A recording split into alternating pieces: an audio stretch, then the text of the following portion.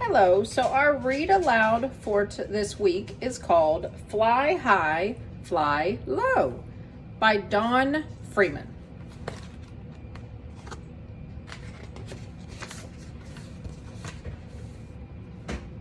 In the beautiful city of San Francisco, a city famous for its fog and flowers, cable cars, and towers, there once stood an electric light sign on top of the tall building.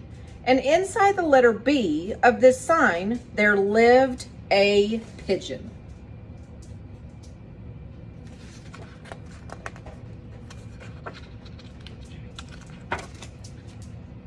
Before choosing to make his home hers, this proud gray pigeon had tried living in many other letters in the alphabet.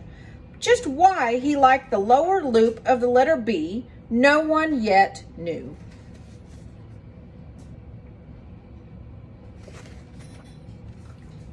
During the day, the wide side walls kept the wind away, and at night, the bright lights kept him warm and cozy. The pigeon, who roosted along the ledges of the building across the street, thought it was a pretty pigeon to live where he did. He's too choosy, they would coo. The only one who never made fun of him was a white-feathered dove. She felt sure he must have a good reason for wanting to live in that letter.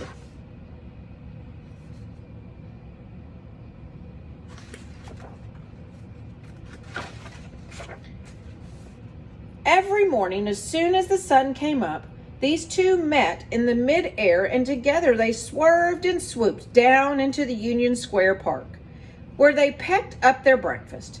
Mr. Hi Lee was certain to be there, throwing out crumbs from the large paper sack.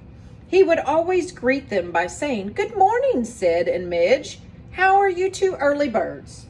All the birds in the city regarded Mr. Hi Lee as their best friend, and he had nicknames for many of them.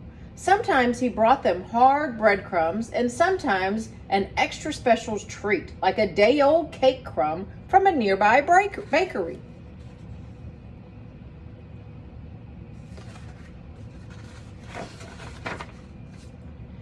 After every crumb was pecked up, the pigeons always curled around Mr. Hi Lee's head, flapping their wings as they flew, which was their way of saying thank you. But by noontime, Sid and Midge could be sailing high in the sky, flying into one cloud and out of the other. Side by side, they glided over the bay.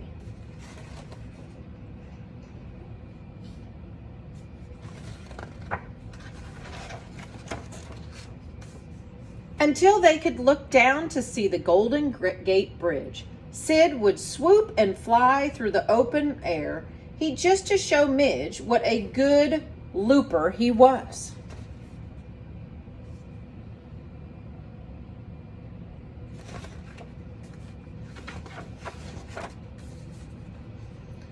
Then, as the setting sun began painting the sky with a rosy glow, two tuckered out birds would be slowly winging their way back to the park just in time for supper.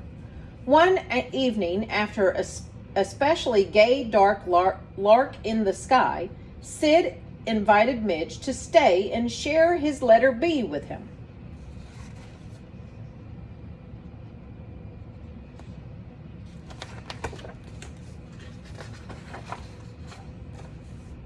Across the way, pigeons were soon bobbing their heads up and down and cooing.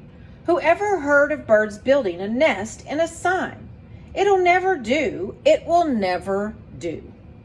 But Sid and Midge went right on building their nest as best as they could.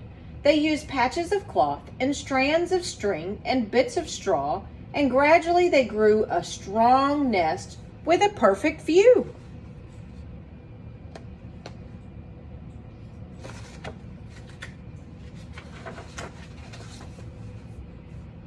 Then one misty morning, a few weeks later, just as everything was going along smoothly, something happened which was very upsetting. It occurred right after Sid had flown down to the park to pick up his breakfast. As usual, He had left Midge taking her turn sitting on the nest, where there were now 2 eggs to be kept warm. Suddenly, like a bolt of the blue, Midge felt their perch give a terrible lurch. The buildings across the way seemed to sway back and forth. "It's an earthquake!" screeched Midge.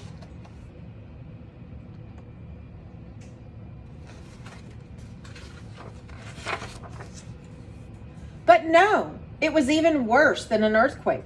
There was a sign that was being taken down. One by one, the letters were lowered into a waiting truck below.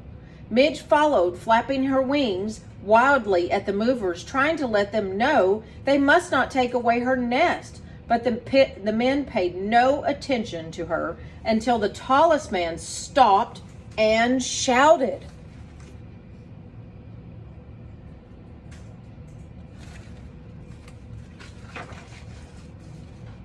"Hold everything! Look here, what I've found! 2 eggs in a nest! No wonder that pigeon has been making such a fuss." "Well, what do you know?" exclaimed another man as he took a peek inside. "We'll sure have to take good care of this letter. Come to think of it, I know of a bakery shop that could use a big letter B. Anyway, we wouldn't be throwing this one away. Come on, men, let's get going."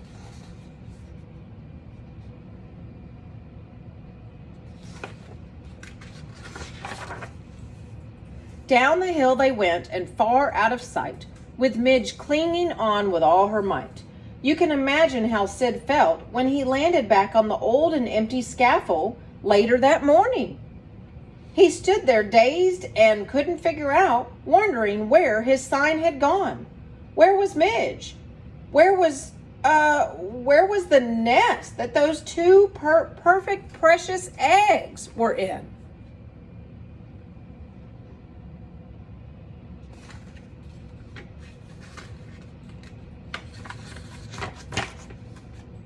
He looked around on all sides, but not a trace of his sign did he see. Suddenly, he flew off. First to the waterfront, possibly the sign was being loaded onto a boat. Sid was sure that wherever that particular letter B was, there too would be Midge. He looked high and he looked low, but not a sign of his letter did he spy.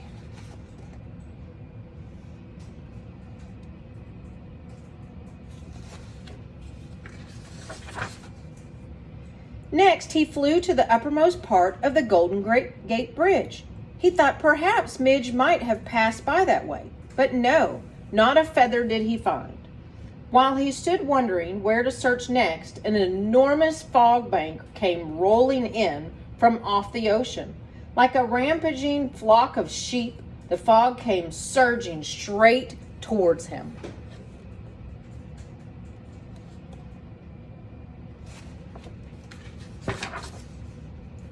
When Sid saw this, he puffed out his chest and stretched his wings wide and cried, "Who's afraid of a little breeze? I'll flap my wings and blow the wind away." But the fog rolled silently on, and before Sid knew what had happened, he was completely surrounded by a dense, damp grayness. And the faster he flew, the thicker the fog grew, until he could barely even see beyond his beak. Down, down he dived, hoping to land on solid ground.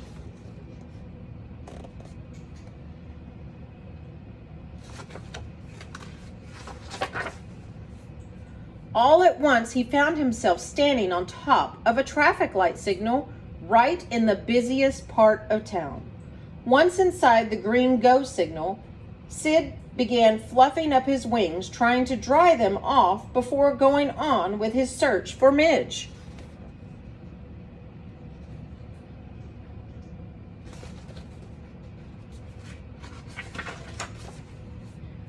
What Sid didn't know was that the fluffed up wings hid the word go, and no one in the street dared to budge.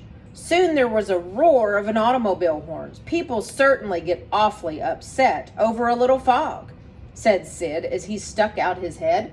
Just then along came a policeman, and when he blew his whistle, beep, beep, Sid flew out like a streak of light, and at last the traffic could move on.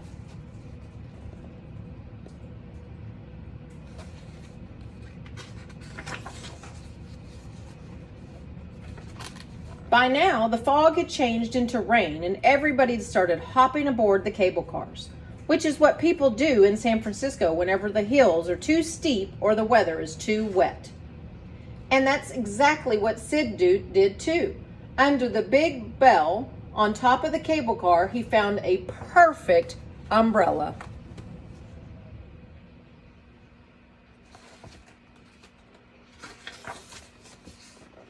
If only the conductor hadn't shouted, "Hold on tight, sharp corner ahead," and then he clanged the bell. The clapper on the bell hit Sid so hard that he fell overboard.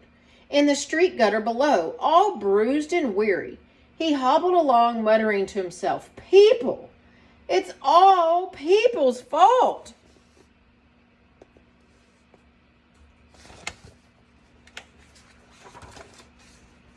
But then he began to think of the kind man in the park. Would Mr. Lee be there on such a terrible day as this? Sid tried to spread his wings and fly, but he was too weak. He would have to walk all the way to Union Square. Unfortunately, the park was only a couple of blocks away. And just as Sid hopped up from the curb, he felt a gentle hand reach down and pick him up.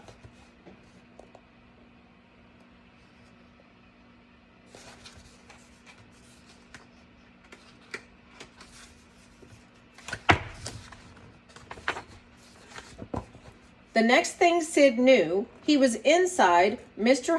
Lee's warm overcoat pocket, where, much to his surprise, he found several sunflower seeds. Right away, he began to feel better. He could hardly wait to get on with his search for Midge.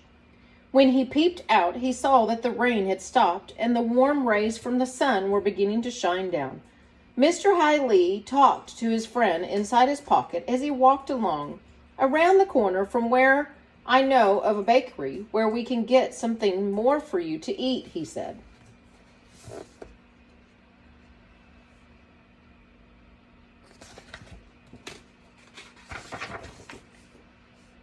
As they neared the shop, Mr. Lee noticed some men putting a large letter in the sign above the doorway. "Well, look at that! A new letter B!" Out popped Sid's head farther. "What was that you said?" It sounded exactly like a certain bird he knew cooing. Could it be?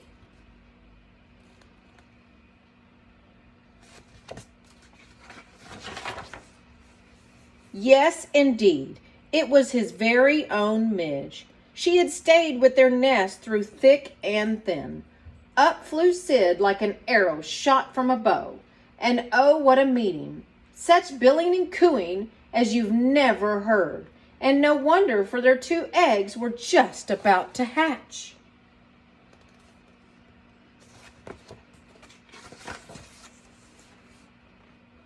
Out came 2 tiny beaks breaking through their shells. And out of the bakery shop came the baker and his customers. They all wanted to know what the excitement was all about.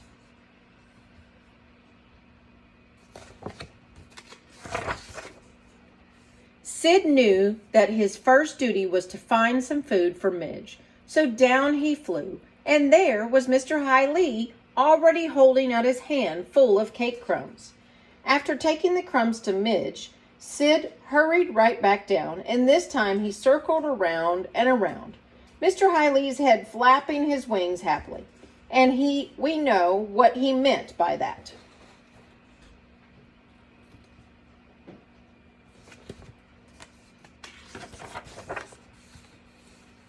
Sometime later, when their old neighbors came flying by, they saw Sid and Midge peacefully perched in the lower loop of the letter B and the 2 little ones in the upper loop.